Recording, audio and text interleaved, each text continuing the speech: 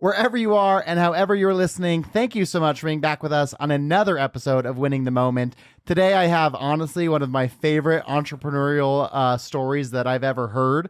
I've got Will Rogers with me, and he's going to tell an incredible story about how he got into the entrepreneurial space. It's one you're not going to want to miss. Be sure to like and subscribe, and most importantly, enjoy the episode.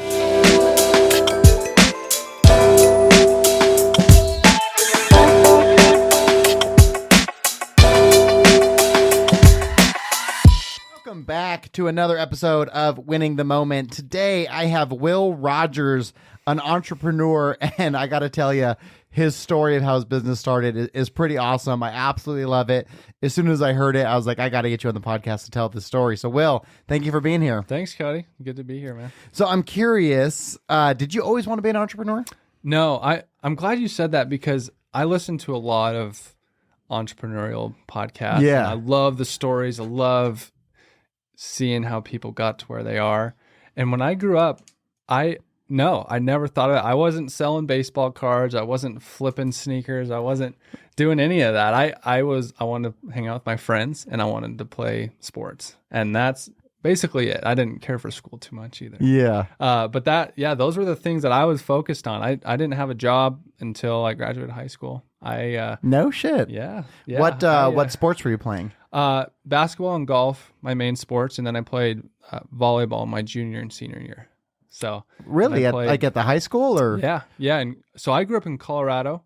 Oh, you did. That's right. Where in Colorado? Colorado Springs. And weren't you born in Cheyenne? Yeah, that's right. Will and I are both. So funny. Yeah, born in the same hospital, I think. Yeah, well, that's the only one. So, yeah. What are the odds? So, what happened?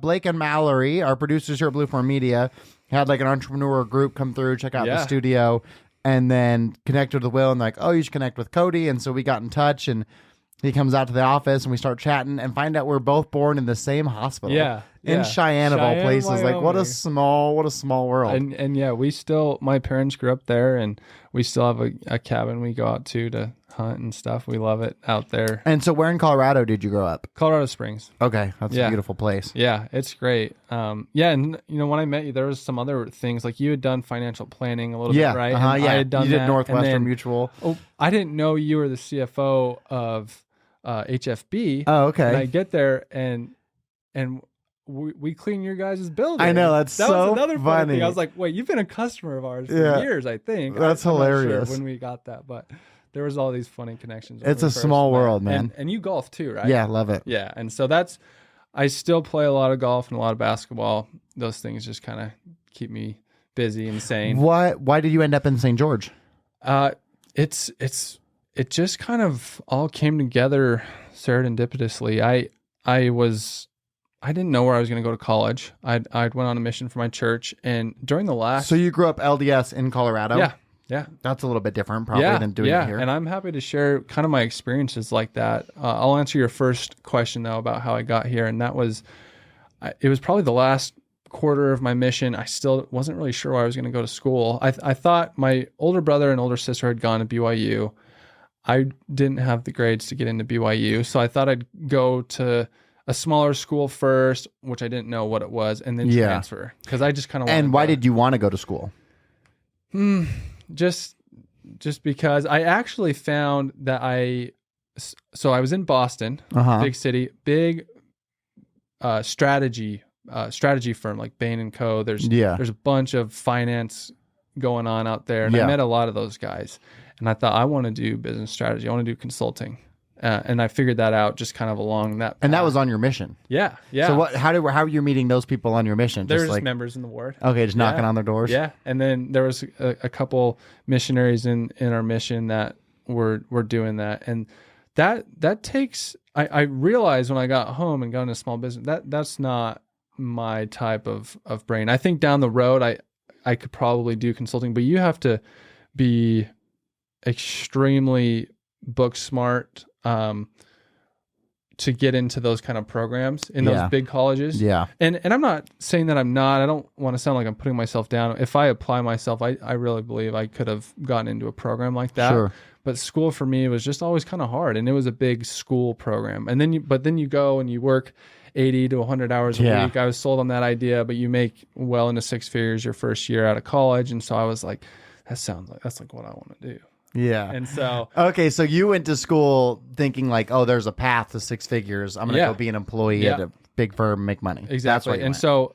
so that last quadrant, again, I didn't know where I would go to school first. And so I had a cousin who lived in St. George. He grew up here, and we had started emailing on our missions. We had kind of a similar timeline, and we grew up, we weren't super close, but we got along pretty well. Yeah. And he emailed me. He's like, dude, why don't you come to Dixie State and be my roommate? I live right across the street, and my family would love to have you. And this is like, it's not my first cousin, it's my second cousin. Okay. So that's, it probably would have been less out of the blue if it was my first cousin. Sure. But I was like, and then as soon as he said that, I started thinking about it, and it felt so right. Interesting. It just felt exactly what needed to happen. And so that kind of, I got off and went to school, got home from my mission, went to school less than 2 weeks later. Did not have a ton of time to like adjust, but I liked that. I was ready to go. I was ready to get on with things and to just start my career and my life. And so I got to college just a week or two after I got home, and I just was able to be incorporated with all of his friend group growing up, because they kind of all stayed at home. So it gave you a went network to join right away. Yeah, of really cool guys, really good friends, and I'm really good friends with most of them that still live here today. And, Wow. And they just had their group of friends, and so so now for the last several years, everyone just thinks I was from here because I was friends with all of those guys. I actually thought you were from here too. Yeah, and it just felt right. And I my second semester of college, I took a theater history class, like a film history class. Okay. And it was a last minute thing. Some of my friends were like, you should do this class with us. And I needed another elective. So I took it. And it's kind of a funny story because it was my first class of that semester. So it was like a Tuesday. It was the last class that I had been to for the first time. Okay. And I sit down and talk to my friend. I'm like, I just don't have any cute girls in my class. And then I'm sitting there with my head down, and my friend goes, look. And then in walks Casey, which is now my wife. Oh, that's amazing. Whoa, she's pretty. And she ended up sitting by me, and that's how I met my wife. And what a great story. She played volleyball for the college, and so she wasn't going to go anywhere. So that means I didn't end up wanting to go anywhere. I fell in love with St. George, and didn't need to go to BYU or any of these bigger schools. And again, that freshman year, I had a really good time. I applied myself. I got good grades for the first time in my life. And just, it really gave me the confidence to know I could do it. Did you work that year of freshman school? No, I didn't. I didn't get my first job till that second semester, which super blessed to have that, because I didn't pay to stay at their house. Oh, so that was another really big thing that I didn't necessarily need a job, and I had a scholarship through a student government program called Student Alumni Association. So I went and got a scholarship doing that, and that was a great way to meet, network people, and just become more familiar with the community. And I just fell in love with it. It's really interesting because your entrepreneurial story is very different. Yeah, like absolutely. To not have a job until your sophomore year of college, after a 2-year mission. So you're talking like, well, I did. So I worked. This doesn't really count. I worked at a construction site. I graduated high school and worked for 2 months, 2.5 months doing manual labor. I hated that so much. It was not. That is very fascinating. So did you graduate college? No. So how far did you get into school? I think I could have my associates, but I haven't applied for it. Interesting. So what happened in your journey where you were like, okay, I'm done? Our business started making money. Oh, so that you started your business while you were in school and then realized it was no longer necessary. And so I got an internship. I went out and did an internship in business strategy and marketing out at a hospital in Indiana, on their admin board. They have a few internships every summer. So I went and I would. Was that between your freshman and sophomore year? Yeah, and I would go to meetings with the chief strategy officer and the CEO, and I would just sit there and listen to their meetings, and I would just be like falling asleep. Just like I didn't know what they were talking about. I didn't know the healthcare jargon. I was like, man, this is so boring. I cannot work in an office all day and just sit on conference calls all day. And I was like, what am I going to do? And I've always had a lot of energy. So I just needed to figure out where to apply that. And so I got into the start of my sophomore year. I heard about this opportunity at Northwestern Mutual. So a financial firm that sells, all sorts of financial products, but for the first while and for a lot of the time, the biggest money maker for you is life insurance. Yeah. And so I got into that internship where I actually met my current business partner, and we just were sales reps, and we sold life insurance for a year, and we did that. And that I attribute a lot of, somewhat of our success. I mean, I'm not going to say that I'm like super successful yet, but a lot of the things that we've learned in sales and in discipline came from working there. Well, I that's really the benefit of working for a large corporation, is they show you the importance of having structure and strategy. Yeah. I'm curious, did you, because so many missionaries end up going door to door, because it's another avenue to six figures, right? Yeah. Did you ever have the interest of that? No, I it's always kind of been like, if everything fails, I'll go do door to door. Yeah. Because I know I'd be good at it. Yeah. Well, and you've already built like the stamina of doing a mission for 2 years, right? Yeah. And that gives you a lot of grit. It gives you confidence to just follow through with something like that. It's hard. But never intrigued you. I mean, I think it's intriguing, and obviously I have a ton of friends that are in it and that are really successful in it. And I just like the idea of scaling a business and doing that from my home and not having to, use my whole summer and just grind. And I do know that, once you get to a certain level and you're managing teams, you don't have to go out and knock doors, and you still do really well financially and are fulfilled. So I don't have anything against door-to-door reps at all. I respect it. I know how hard it is. Yeah. And it takes a lot of grit. That's the nice thing with sales is you always know if everything fails, you can sell stuff. Yeah. Exactly. I could go sell something, I'll be fine. And that's still what I'm doing every day is selling, developing teams, products, and selling. And that's what keeps me busy.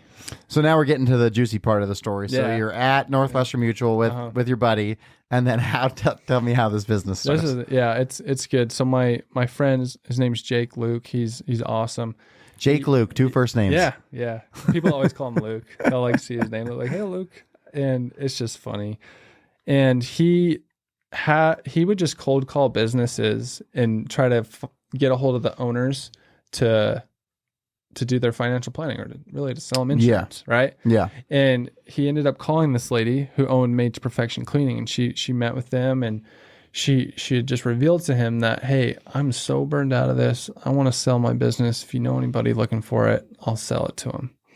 And so he came into our little internship room and just told us about it. And we were thinking about it. And we had been like brainstorming ideas of what businesses to start in that meantime. So Levi Swenson then too, right? Very well. Yeah.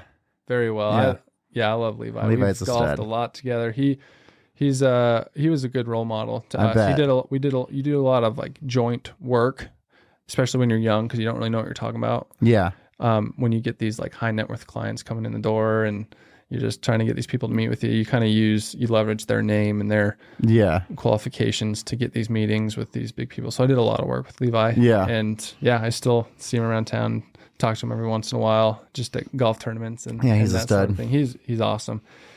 And so we're in the internship room. We're spitballing business ideas all the time, because it really did. That job is what really got me in the entrepreneurial mindset. Okay. Because I worked that internship and some other jobs, and I just knew corporate wasn't for me. Yeah. And that job we did pretty good, and I think it just gave me that sense of, okay, I can work hard and have freedom.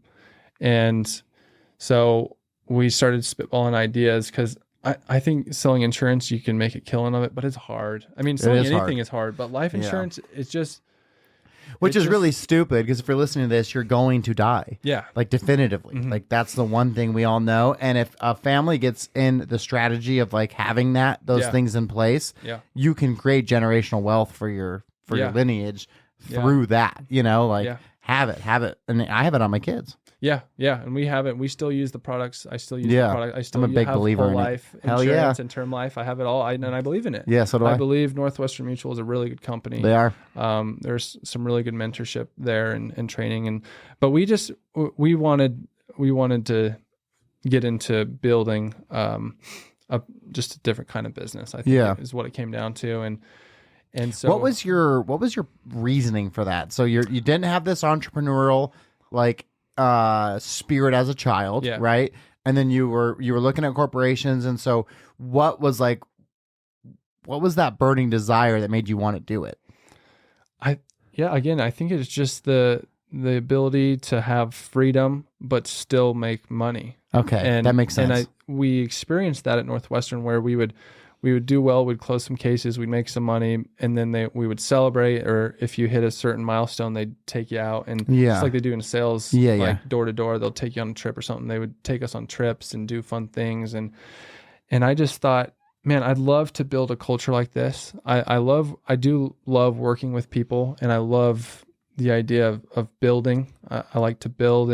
And so I knew I wanted to be my own boss forever at that point. Okay. And I think just the idea of building a team and working with high level people and controlling everything is what I wanted. Yeah. Instead of, at Northwestern, again, there's those top guys are killing it. They're well off. They are set up with great retirements and benefits and all that good stuff. But I wanted to build something that I had complete control over. And I think that's why we wanted to kind of branch off into our own. It's just interesting to understand that mindset, that shift. It is. I often think that it's, most entrepreneurs are just born with that, you know, and I think I just didn't know. Didn't realize it. Yeah. Okay. I was distracted. And by so, other things. so this lady tells her buddy as he's trying to pitch her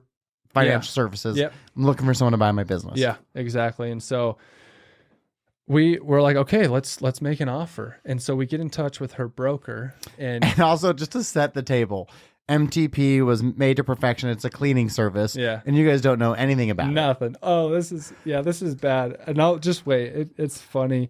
But so we get in touch with the broker, and we're like, let's see the numbers. Let's look at it. And it was a solid established business. It was her and one other cleaner, so nothing like scalable or systemized. They were doing about $100,000 a year in revenue, and she was making 50 to 60 a year just personal income off that. And we're like, wow, that's cool. And she put it up for sale for $60,000. She sent us the docs, and that was and we looked at it, and we're like, we don't have any money. Like, how would we do that? And we just are talking, we're like, should we just offer something super low? Like, what could it hurt? Yeah. And Jake and I are like, yeah, let's just try it. And so we offer $15,000, and we're like, this is crazy. We just sent it, and we just get an email back. All right, let's do it. And we're like, what? Are you kidding me? And that's a great deal. $15,000 for a business that's generating $100,000 in revenue. And we sat there and we're like, oh, well, we don't even have 15,000. Like, how are we going to do this? Oh, I love entrepreneurial stories. That's so good. And so we end up going out and we end up borrowing. We each borrowed $5,000. We found $5,000. We borrowed that, and we financed the other $5,000. So we didn't even pay in cash. Oh, that's amazing. You had to finance $5,000. Yeah. That's incredible. Yeah. What a great story. That's why I remember now when I first met you and you kind of told me the story, it's like, this is too good. Because people out there listening, because here's the thing is someone who knows Will today, it's like, oh, Will's got this big business and he's doing all this stuff. Like, he's so lucky. But they don't know, no, dude. Like, when I started it, I was just like you. I had to finance a $15,000 business, Yeah, and that's what it is. Were you scared at all? I mean, that's a pretty small step, but you still took a step into some unknown, and you did have to have a little bit of risk. And how was that? Like, how was it with your wife? How was it with you mentally? No, it for some reason, it didn't scare me. It felt right. Again, it felt like we were kind of doing what we wanted to do. Yeah. And it was one of those things where I really like I've learned to like operating under pressure. And I think that pressure just forces you pressure makes diamonds. to execute. Right. Yeah. And so there was no choice. Like we had just, and we had bought that business. We'd got it taken care of. We were still at Northwestern Mutual. Yeah, I was wondering what that what that looked like. It wasn't the best, but we had started doing interviews for cleaners in the Northwestern Mutual office. And we got busted for it because the first cleaner comes in and she's like in a nice little dress. Yeah. And she's a young college student, like just barely out of high school, has her resume in her hand. And she goes up to the front office lady and says, "Hey, I'm here for an interview for Will and Jake." And we found that out. We're like, "Oh no." and then we get a call from our district manager, and he's like, "Guys, you cannot do that. This is not for your little side gigs and that sort of thing." So we got in trouble for that, and that was embarrassing. It's like a part of them is upset, but a part of them probably appreciates it too, because it's like, you're trying to create a financial future for yourself. We didn't have any other place to do interviews. We ended up starting to do interviews at the college after that, which worked fine, just in little open office spaces. I love that, man. The ingenuity, resourcefulness. Oh, it was funny, and we just made it work. We got the business. And did that one cleaner stay that she worked with? Yeah, she stayed for a little while. She was awesome. Her name is Janessa. We remember her, and she was awesome. She actually was friends with my wife's family from the same randomly Slayton area. Yeah, wow. Just randomly. And so yeah, that kind of, at that point we're like, yeah, listen to the guys at Northwestern, we're going to do this. Like, we have to go all in on this. We're not going to be here anymore. And they were cordial about it. They were good. And, the district manager, Jared Shumway, he's awesome. He still reaches out to me every once in a while. Really good guy. And I would highly recommend that internship. It teaches you a lot. Oh, for sure. And so we got into that. But listen to this. This was a month before COVID happened. Oh, that was all 1 month. That's February COVID. of 2020. Yes, wow. We closed on Valentine's Day of 2020. Wow. And so all of these, this is another funny thing. All of these clients that she cleaned for, most of them were like elderly folks. And we thought it'd be a good idea to go meet all of them. And they were so confused. They were like, why are these two young guys that don't look like they know anything about cleaning coming and talking to me? And we'd go with the old owner, and she'd like introduce us, and they just were confused. And we're like, yeah, we're gonna keep really good people in here for you. And we didn't know how to, and we actually, at that time, we started learning how to clean ourselves just so we could train a little bit better. So we would go in and clean some of these houses with the previous owner and make that intro. And some people liked us, and some people just, you could tell they were like, what? This is so, it's not the normal demographic that's coming in to clean my house. Two college boys. A couple white kids. Yeah. That have never, touched a mop in their life. So we, this is my second job. Yeah. Yep. And so we just started hiring people, and right off the bat, we knew we obviously didn't want to clean. So we hired as many people as we could, and we had them start going out into these cleaning. But COVID happened, and a lot of them, I don't think we really lost any customers with them thinking it was weird. I know some of them did think it was weird that we were in there, but they didn't cancel their service. No. And we were, polite and just made them feel good about things. But through, when all that went down with the virus, we lost a lot of houses. A lot of these people that were at high risk. So like we don't want strangers in our house? Yeah, nobody coming in. A lot of our working staff was just these college girls that were friends of friends, and those were the kind of people that wanted to come clean for us. And we'd paid this kid to advertise a job opening. He was a student body president at the time, I think, and we just paid him $20. We said, "Hey, can you post a job ad for us on your Instagram story?" And he's like, sure, no problem. And so that's how we got some I love employees. it. And that's what it's all about, man. 20. We're like, that's all the entrepreneurial spirit. I love it. Yeah.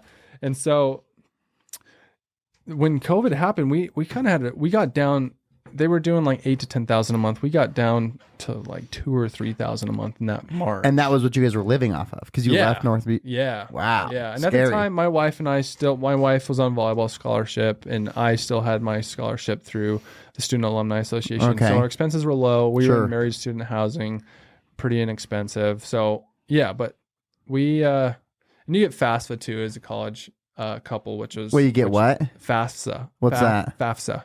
It's just government aided money. If you're married in college, they give you money. No shit. Yeah, to cover tuition. But if you have scholarships, then you just get that money. Wow. And I think that's just what we lived on. Really, Wow. for like a year. And that was, looking back, that was miraculous. That was a blessing. I don't know how we would have gotten by with it. It's amazing when you do entrepreneurial shit because you look back and like, how did we do that? Yeah. You know? And you just, in the moment, you don't, I mean, I think it's good not to think about everything that could happen or might happen, but you just go. You just have to go. You just have to be in motion. You have to be what out else there were you going to do? Creating. Yeah, that's the point. Like, we put ourselves in a position where we had no option. And that's when we found vacation rentals. We would call around, network with people, and we found that vacation rentals were still renting out pretty well. Well, yeah, because in southern Utah, people were trying to leave cities and like get, to destinations like ours. Yeah, that weren't super mandated with masks, that had outdoor space where people could get out and breathe. And so we ended up getting... And people were able to work from home. So they were like, people who traditionally couldn't travel were able to travel now because they could work in a vacation rental. And so we got into a property management company in town and just started cleaning some of their homes, their vacation rentals. And then we just kind of grew that portion of our business. We would just sell to these property management companies, get these people to let us take 4 or 5 houses a month. And sometimes it'd be more, sometimes it'd be just a single house that we could clean a month. And then just grew that throughout that year. And then mostly throughout 2021, that's what we did. And that's what ended up paying our bills. And it was tough. We got a lot of customers, but we also lost a lot of customers because we didn't know the systems. We didn't know the processes. That's a part of the reason.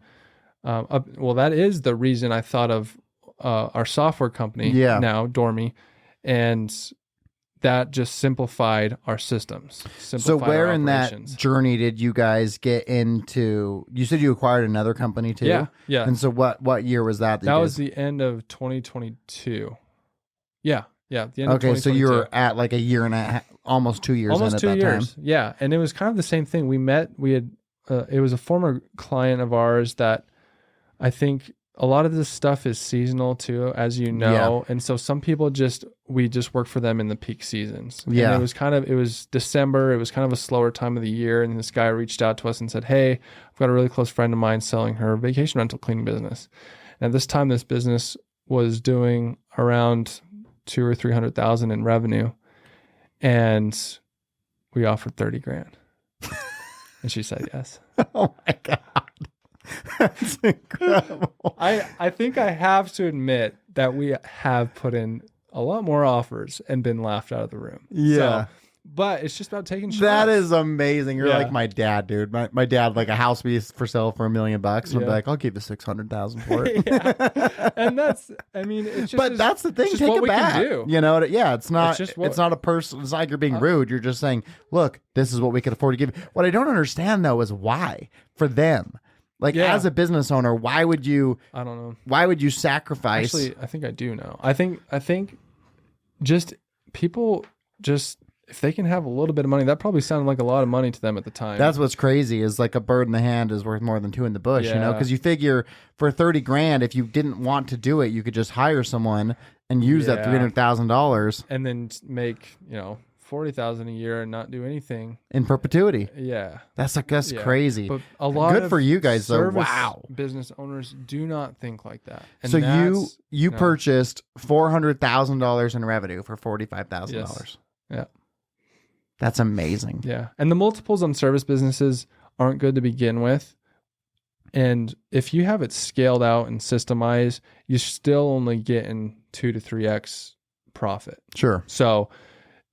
I mean, you can be doing, around $1 million, and we have, if we have 200,000 to 300,000, we could probably sell it for 500-600. Yeah. And so, I mean, we kind of understand that part of the market, and that's with it all managed out. But it's just there's so much variability in the service business, and that's why they're a little bit harder to sell, as opposed to a software company where you get 10 your x software plus. Doesn't forget to show up or sleep in or get a flat tire on the way to work. Right. Nor does it cost you more money to have more of it. Right. And so that's why you're seeing 5 to 10x multiples of revenue sometimes in these software companies. So there you get to understand the different industries and Well, what's crazy about software companies, you can get 10x even if you don't make money. right. Yeah, a lot of these companies It's not even about zero because revenue. you're talking about 2 to 3x on profit. Software companies will sell at 10x of revenue. Yep. Wild. Yeah, they could be making no money and sell for many. So multiples. did you want your software company? Did you want it like twofold? One, it provided value to your existing company, Yeah. but also that it was like, oh, this will be a part of an exit strategy for multiple. Yeah. I can't deny that that's true. It is, and obviously we're not big. We're not profitable. I'm still paying out of my own bank to pay for my developer and the ads that we're running and stuff. But I wanted to work with. I just want to work with high level, executives. I want to work with people that are smarter than me and people that will push me to do more. And that's, I think that's important in a lot of things in life, and a good business partner, and a good spouse, somebody that is just there to kind of push you and make you better. Yeah. And that's what I feel like that's what's pushing me towards building a software company, because I'm going to be hiring developers, high-level salespeople, high-level executives that know how to operate and run. And that's where I'm going. That's what I want in my professional life. So how did you get into commercial cleaning? Where in that ecosystem? Yeah, good question. We just called anyone and everyone that would answer a phone over those first few years. And we started getting these little office spaces, and we thought, okay, how can we scale this cleaning business? And the wonderful thing about commercial cleaning is that your cleaners go to the same place every day and they do the same thing every day. Yeah. And it's not seasonal. It's every 5 days a week. Yeah. That's our prime, it's the easiest to manage customer, is somebody who needs recurring work 5 days a week. And we can pay our cleaners consistently and well. It's a lot easier to inspect. It's a lot easier to manage. And so we ended up at the beginning of 2022, we got a big break in the commercial space, where we had been calling on this warehouse for probably a year and a half. Wow. And that's another, like, where does that willingness to grind come from, do you think?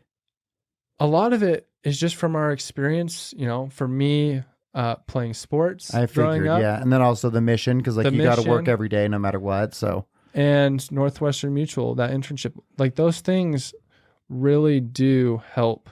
And it's not, it's called a grind for a reason. It's not fun, but those things that make you uncomfortable, you start getting in habits of wanting to do things that are uncomfortable because the outcome's that's where growth is. Yeah, my son at football practice, he just got done at the city league football. Now he's doing like the competitive league, and we're at practice, and so it wasn't fun because we're like going over plays, so just monotonous, not fun. Just he's like, Dad, this isn't fun. I was like, Dad, this is how you get better, dude. Yeah, and it's just sports is just the most amazing. You learn so many life lessons in sports, and I just I'd say sports was if I had to say what's the most valuable, it was sports in my childhood. Yeah, and the foundation it built for what I do now. Yep. Learning to lose, learning to hate losing. Yeah, learning to love winning. Yeah, working as a team. Yep, and just repetition. Yeah, the things that are boring, on day 100 that might be exciting on day one, they're going to get that's boring. What I told the kids. They're all like 7 and 8 years old. I said, guys, the people you watch on Sunday that you love and think are so amazing, they practice every day of the week. They only get to play one game. Like most of their life is there's 18 games in a season, 17 with a bye week. So most of the year they're practicing. For just 17 days out of 365, that all of that practice, they get to put it into work. Yeah, for football especially, there's 17 weeks that they get to showcase their talent. The rest of it is work. And the rest of the year, they're doing ladders up and down the field. They're doing box jumps. They're lifting weights every day. And it's the same thing for basketball, same thing for golf. Any sport you play, it all comes down to the fundamentals. And that lesson is so applicable in business 1,000%. and in your marriage and in anything that you do. It's not always going to be fun. It's not always going to be rainbows and butterflies. It's hard. Well, it's why I put the X's and O's on my book. It's subtle, right? It's just kind of in the background, but it's because obviously winning has easily relatable connotations to sports, but sports is where it started. Yeah. And then through working in corporations, like you talked about, that's where I added in the business piece of it, but it's that whole ecosystem that created, what I believe today. Yeah. Yeah. And being able to, for me, I still play those things as reminders. I really enjoy playing them. Yeah. I enjoy, before the gym every day, I'll put up about 100 shots just in the basketball gym, just to, and for me, it's kind of therapeutic. Yeah. Or I'll go to the range a couple times a week and hit balls just to kind of get away. But it's also, building that skill. And I'm also a big outdoorsman, so I love to hunt. And so there's a lot of things you can tie from that into Sure. business or any part of your life, because you just have to do the things that are uncomfortable, and eventually, it'll pay off. Well, and I think that's why the entrepreneurial stories are interesting and worth telling, is so the listeners who are you 4 years ago are like, oh, okay, so you got to put in all this work to have a successful business. Yeah. You don't just get to say you're going to be an entrepreneur, which so many people do now because it's so easy to put CEO in your title on LinkedIn. You know what I mean? Totally. But it's a different thing to actually be one, Yeah. And you get home and it's, I'll walk you through kind of a day. For me, I wake up, it's kind of standard across the board. A lot of entrepreneurs are the same way. A lot of people are the same way. I wake up, I go to the gym, I come home, shower, eat, that sort of thing. And I work from home. So that 8 to 9 a.m. time when I'm home, the last thing I want to do is make cold calls. Yeah.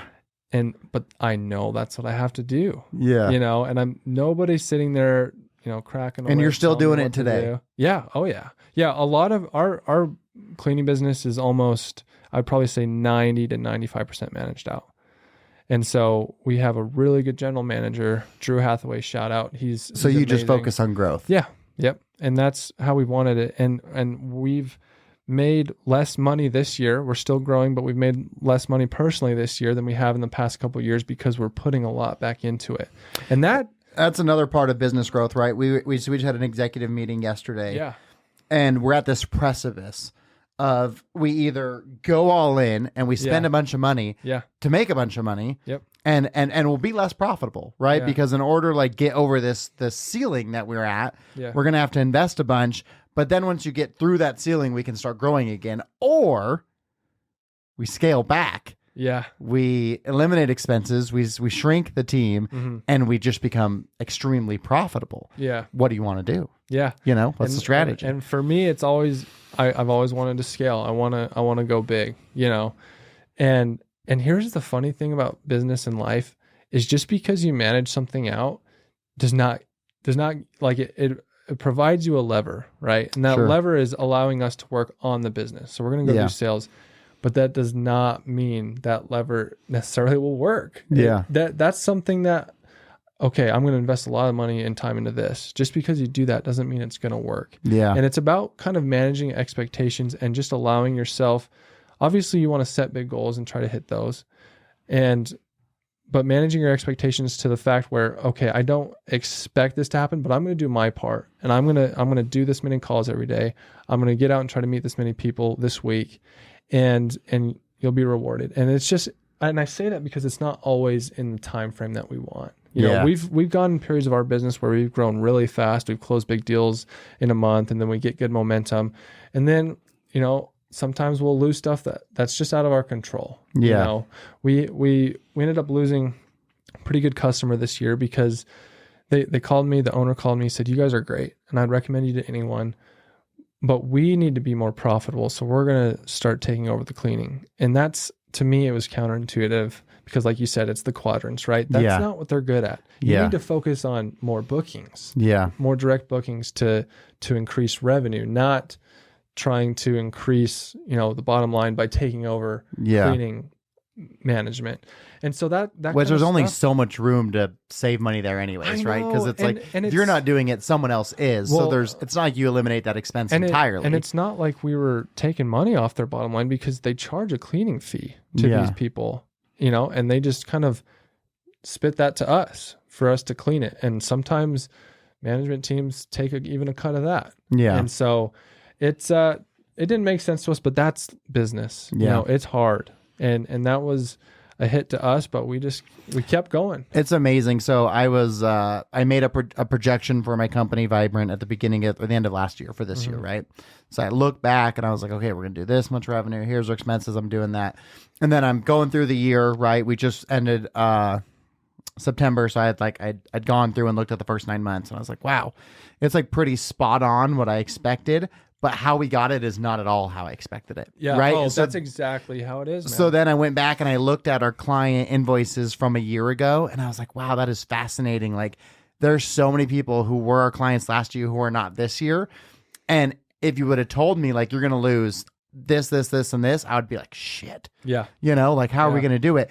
But yet what I projected was basically still the same because we just filled those gaps with other stuff, you know? Yeah. And that's what business is. And it was really refreshing to look back at that and reassure myself of like, you know what? People come and go. That's that's the nature of business.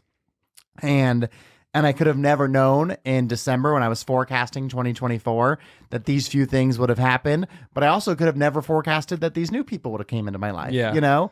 Yeah. And so it is just what, and that's the hard part of being an entrepreneur is you don't have that certainty of like you go to Northwest and you just show up every day and there's going to be opportunity, right? Yep. Like you just don't know.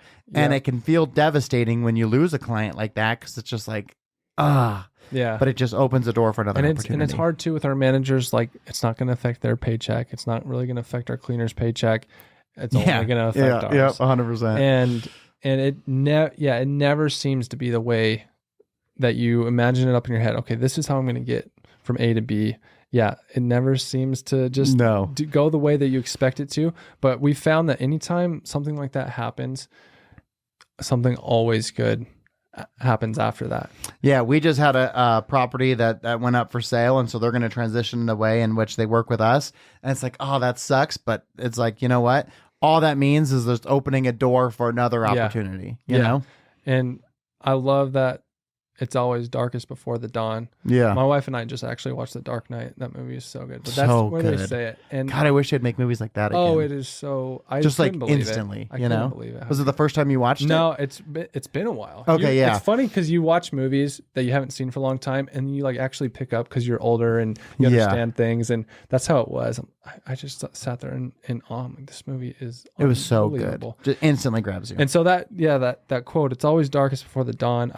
I think anytime you're going through a challenge in your business or in your personal life, just sticking it through to get to that, you know, that dawn, the sunrise. I ask people a lot on this podcast, what's your biggest loss? And the reason why it's a challenging question because most people, as they think about it, and if they have not listened to episodes before, they don't know I'm going to ask it. So it catches them off guard. Yeah. So they're thinking about it and they're like, oh, I don't know. And the reason why is because with enough of a runway, all of our losses become wins. Yeah. You know, like when you bought that business in February and then COVID happened, there was a time you were probably thinking like, oh my gosh, we fucked up.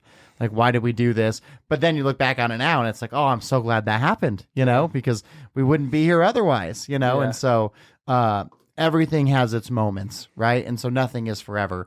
And success is the same way. Like, I think when I was younger, I thought you could arrive at success. Mm-hmm. Like, oh, I've made it, you know? It's like, well, that's not true either. Yeah. Because things are going to happen. That's going to take, you know, it's like a mountain. You're going to go up, you're going to go down. You're going to go up, you're going to go down. And I think the sooner that you understand that, the more able you are mentally to be able to get through it. Yeah. And I'm looking back, you know, this year it's been, you know, not the best year personally for us financially, but I want to look back at this time and then just enjoy this time where it's like, okay, we're putting a lot of money into our businesses right now. And this is kind of a grind. And my wife's like, you know, we're not doing as good as we used to be doing. What's like, is that normal? And you know, you have to kind of explain that and just think, I have to enjoy this because when we're, you know, in 10 years, when our businesses are a lot bigger and a lot more stable financially and growing that way, we're going to look back and say, man, those were fun times. Well, it's just like the laugh you had about that. What was that? Yeah. FEMA paying for you guys to live. You know, now you laugh at it like, Yeah. oh my gosh, it's so funny to think Yeah. how like that government grant like saved us, and Yeah. now it's funny. Yeah. You know, it'll be the same way once you look back in your review mirror, like, oh my gosh, remember when we lost that one client? We thought that was going to be bad, and then now look at where we're at. Yeah, anytime something like that's happened, any big kind of loss we've had, it's been followed by something great. Yeah. And I do listen to your podcast, and I do know you ask people what success means. And what you said is, it's just so true. I'd been thinking about this for the last few days. I'm like, how can I define what success means? Yeah. And How do you do it? To me, it's just being consistent in the things. That's a good answer. And I hope it is. It is. I mean, I don't think there's a right or wrong, but I really like that because it's, I think where you can run into problems with success is that oftentimes I think people attain success to business, but there's so much more to life than that. And consistency lives everywhere. It's like, are you consistently going to the gym? Are you consistently getting your 1,000 shots? Are you consistently spending time with your wife? Are you consistently giving back? Like, that's a great answer. Absolutely. And I just think about the things that are important to me.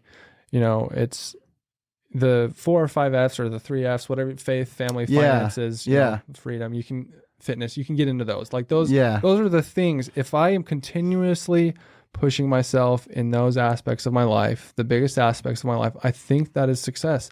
And yeah, to me, growing up, like, oh, I'll be a success when I'm a millionaire, or if I build a custom house, or if I drive a G-Wagon or a Ford Raptor. Like, there's things that you think will determine success, but once you start tasting what it's like to be more financially free, and you know, we have a house and a car and those things, you know, it's fun in the moment, but you realize, okay, the happiest times of my life is when I was most consistent. And so I think that's what led me to think and say that is that's just what it is. The happiest times in my life is when I'm consistent, when I'm trying to be uncomfortable on a daily basis. Growth. You know, and I've been thinking about this band thing. I might want to start doing that because I think it's I wish you would have told me. I would have brought you some. I think it's brilliant, Cody. I do. And I think that the reward system in our brain, it wants it. And there's so many distractions out there. Well,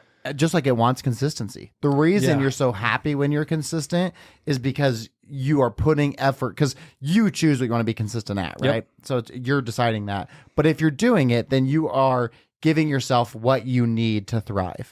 And that's where that happiness comes from. And people don't think that being uncomfortable or doing things you don't want, like probably the best example is just going to the gym, right? Everybody, I think everybody knows. Everyone knows you should. That you should, and that after you go, it feels good, right? Okay, but how can you apply that further into your life? Okay, for me, it's making sure I'm doing my calls every day, because sometimes I can be busy with management work and digital like content or just like creating products and stuff, working on my software. And I can kind of use that as an excuse to not do calls or, you know, specific outreach. That's the thing like that. And you know what? Honestly, calls is probably in your don't like good quadrant. That's exactly you know what I mean? And I know that anytime I do it at the end of the day, I'm like, I'm so glad I did that. Even if it was 25 no's or 25 voicemails, you know, it's just find something in your life that you can do every day that pushes you a little bit, that makes you uncomfortable. Another thing that I've really appreciated lately is the opportunities to feel nervous. I think are so good for you. You know what's funny about that is, so when I do speaking events, and so I speak on winning the moment.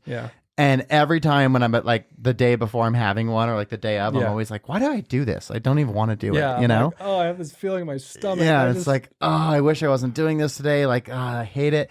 And then as soon as I'm done, I'm like, that's the greatest thing ever. Like, I can't wait to do that again. But it doesn't matter how many times I've done it. You know, like I just barely got booked for another one in New York, and I'm like, but I know when I do it, I'm going to be like, yes. And I actually think that's a good way to measure fulfillment. Well, back to sports. Think about a big game. Yeah. You have those nerves, because you know? you feel them, and at the beginning you don't know what to do with them. Yeah. And you get shaky and you shoot and break a shot, or Miss in a putt. business you stutter on your words and do a bad sales call. Like those things you get nervous for, you then your mind knows what's coming and knows how to prepare for it. Yeah. And I think, the mental side of things is as big as anything in all of this. Absolutely. And being able to train your mind into knowing how to execute through practicing the fundamentals, doing repetitions, like we talked about with sports, with anything. I'll say this, some people, they don't think or would say building a business or a good life is easy. I don't think it is easy, but I think it's simple. I don't disagree with that. Well, being healthy is simple, right? Very. We all know intuitively how to be healthy. Mm-hmm. We know what foods we should and shouldn't eat. We know when we should go to sleep, when we should get up, when we should exercise. Like, there's not a difficult equation. It's not calculus to be healthy. It's very simple. Yeah. It's just way easier to not be healthy. Yeah. Right. Yeah. And so I think life's the same way. It's not hard. It's simple. But are you going to do those simple things consistently? Yeah. And I think doing the simple things are a little bit harder sometimes than people think, because we are naturally built to be safe and to be comfortable. When our brain wants to keep us safe. So when you're in bed and you're warm and cozy and your alarm goes off to go to the gym, your mind is like, no. Like, it's nice here. It's safe here. We're comfortable. We're not exerting ourselves. We're not sweating. Like, it's talking us out of those things. And I strongly believe that first decision, that's the first decision you make of your day, is getting out of bed. That's where winning the moment starts. Exactly. And I've noticed in my days where I snooze or sleep in for something, I am way less disciplined that day. 1,000%. I'll eat crap. My mind will wander. I'll be less focused.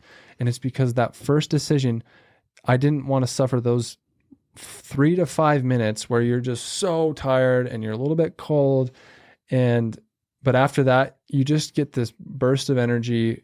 You're awake, you're alive. You feel really good after you do those. It's shockingly how important it is, and we all intuitively know it, and yet we'll still be like, I'll take 10 more minutes. And those 10 minutes are irrelevant. Yeah. Like, you're not getting anything productive and so Mel Robbins, her 5-second rule, it's basically the same mental concept as winning the moment.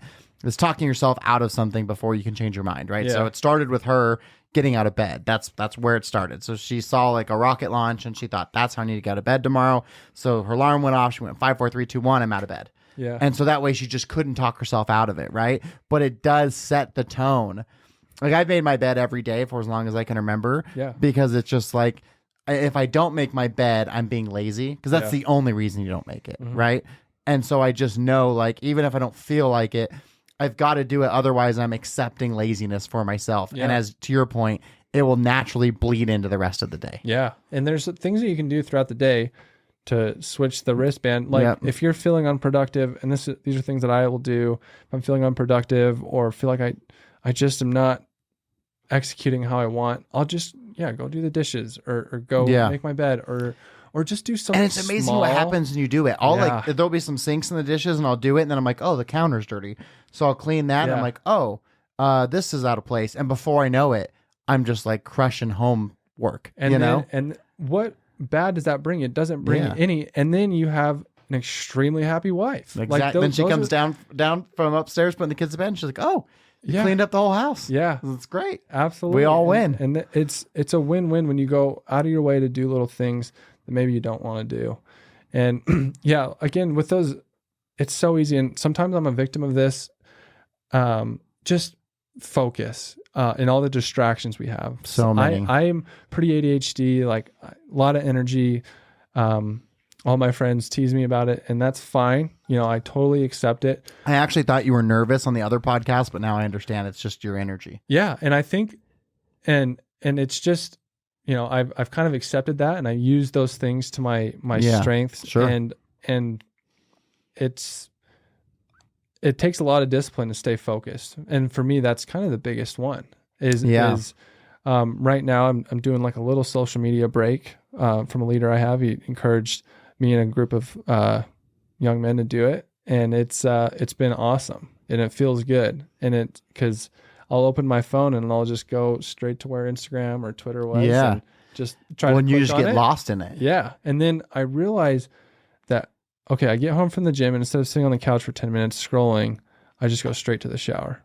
And then I go straight into my laptop to work. I mean, imagine you get yourself to what, 2 hours a day of productivity? Like you stack those 2 hours over the course of a week. That's 14 hours. That's a whole work day. You just gained. So now you've got 52 extra work days in a year that you wouldn't have had otherwise because you wouldn't have been doing anything and productive there's, at that time. the principles of compound interest are also 1,000%. You can put that in anything. I don't know. Ed Milet's crazy. He have you heard his thing where he separates each like these 6 hours into so he works like 3 days in one day. Yeah. Which, that's great. If that works for him, that's awesome. For me, like if I can be productive for this amount of span, then I'll wander around the house for 10 minutes or something or go outside. That's kind of how I operate. And there's these principles that are simple, but you have to learn how to apply them to yourself to be really I think successful. the main takeaway is that like success is all individual. Yeah. And you've got to understand who you are, what your strengths are, what your weaknesses are, and lean into those things. And that's why you have so many different guests on a podcast, right? Because someone's going to connect with what you said and be like, oh, hell yeah, I can really relate to that. And then the guest before you, someone's going to relate to them and be like, oh, that really makes sense for me, because there isn't one way to do it. Yeah. There's so many different ways. And so if you're trying one way and you're feeling unsuccessful, then just pivot and find a different process, and in doing that, you're going to find what works for you. And I really appreciate your answer of consistency. That's a good one. Yeah. I figured that was coming, and I've never had a guest preemptively bring it up, so I appreciate that too. Yeah, sure, man. I think your stuff is awesome. And I actually heard, this is why I was a little like thoughtful about that, because you talked about some girl that said being content was her definition of success. That's right. Do you remember that? I do. Yep. And you like told her that something, you explained to her why that probably that wasn't was the best answer. That was in a college classroom. She said that. Yep. Yeah. And so I just thought, okay, what is it? And I gave it some thought, and I appreciate those things, because the more thoughtful you can be, just the more you start to understand and learn. Absolutely. Your first chapter of your book, we know nothing. Damn straight. Right. So humility and learning is something that has to be frequent. Well, I think you actually said it, train your mind. Yeah. Like we all know naturally about how important it is to train our bodies, but I think times we forget how important it is to train our mind. Yeah. And for me personally, if given the option, I take my mind over my body. Yes. Right. Yeah. So like in fact, I work more in my mind than I do in my body. And I think that is brilliant. And I am looking for ways to work on my mind more. And I think the distractions we have with social media and TV and, different hobbies, I'm kind of like, I kind of get obsessed over things. And so, I can get really distracted or really into things. And so that's... Yeah, it's a blessing and a curse, right? Yeah, because it creates... And I got a little bit of OCD in me, which can be challenging. Yeah. Or it can be this awesome asset that allows me to be just like super dialed and organized. Yep. And so again, it just goes back to our individual traits, right? But if someone's listening to this and they're digging everything that Will Rogers is about, what's the best way for them to connect with you? You could go not on social media. Till the end of Sunday. I mean, I'm on all social medias. Okay. William Rogers on Instagram and Facebook. Reach out. Okay. Hit me up. I love meeting people. That's another thing that I want to do more of. I want to meet more people. I think, the way I met you was really interesting. I'm a part of a networking group just of like young entrepreneurs. It's fantastic. Those I'll tell you what. And so this is episode 73. So I've had 73 conversations now with individuals who I find are doing something amazing in whatever space they want to be in. Yeah.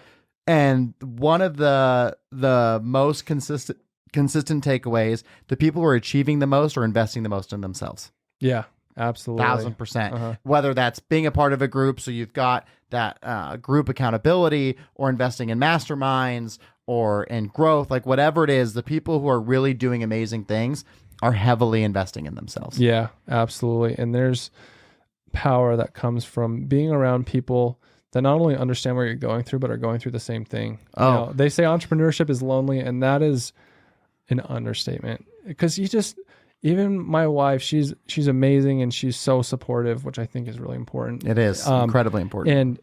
but she still doesn't fully understand like the things that we go through almost every day. The rejection, I mean, if you're cold calling employees, for an hour, you're getting your ass kicked for an hour. Yeah. People just lying about you. There are things that happen that just kind of like pound your soul into the dirt sometimes, but that's what makes you tough. That's what makes the wins feel so good. Yeah. I remember a sales guy one day having a real bad day. He's like, oh man, I'm sorry. I just can't sell anything today. I said, dude, just know how you feel right now and realize that's when you have a great day. The reason it feels so good is because of how bad this feels right now. And you can't have the good without the bad. So just don't worry about it. Appreciate it. Live in the moment that you're in, and it'll all work itself out. Well, Will, thank you so much for being here. Cody. I'll be sure to put your stuff in the show notes. That hour flew by. Yeah, I feel like we could have cracked another 60 minutes, no problem. Yeah. But I certainly appreciate you being here. I really loved your answer, and I look forward to see what you do next. Thanks, Cody.